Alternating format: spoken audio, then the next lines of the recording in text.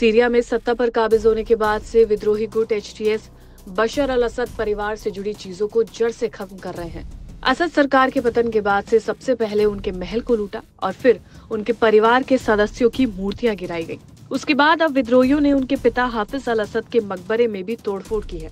ये मकबरा उत्तर पश्चिमी सीरिया के करदा में मौजूद है, जहाँ हाफिज के अलावा असद परिवार के बाकी सदस्यों की कब्र भी है। हाफिज अल असद ने 30 साल तक सीरिया पर शासन किया था और 2000 में उनकी मौत हो गई।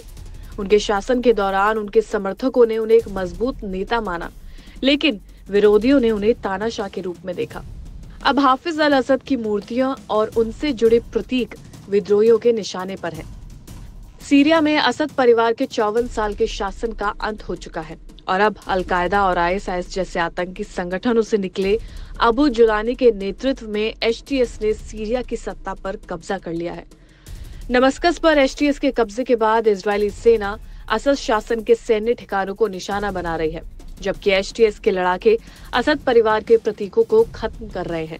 हाल ही में हाफिज अल असद के मकबरे से आई तस्वीरों में विद्रोही अपने झंडा फहरा रहे हैं और वहां कब्रों को तोड़ रहे हैं और उन्हें आग लगा रहे हैं।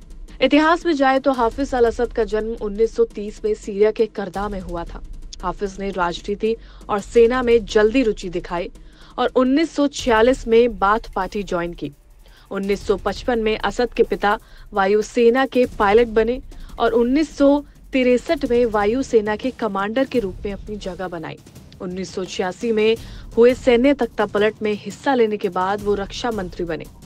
1970 में हाफिज सीरिया के राष्ट्रपति बने और 2000 में अपनी मृत्यु तक इस पद पर रहे। हाफिज ने सीरिया में अपनी सत्ता को मजबूत करने के लिए कड़े कदम उठाए और विरोधियों के खिलाफ कड़ी कार्रवाई की। उन्होंने अपने शासन के दौरान विरोधियों को दबाया और सीरिया में किसी भी चुनौती को बर्दाश्त नहीं किया। इसी वजह से उन्हें एक तानाशाह के रूप में भी याद किया जाता है। सीरिया में हुए तख्तापलट की टाइमलाइन की अगर बात करें तो 27 नवंबर को सेना और विद्रोहियों के बीच में संघर्ष शुरू हुआ। 1 दिसंबर को सीरिया के दूसरे सबसे बड़े शहर अलेप्पो पर विद्रोही गुट एचटीएस ने कब्जा किया। 5 दिसंबर को एचटीएस ने हम शहर पर कब्जा किया। 6 दिसंबर को डरा में स्थायी विद्रोही गुट का कब्जा हुआ।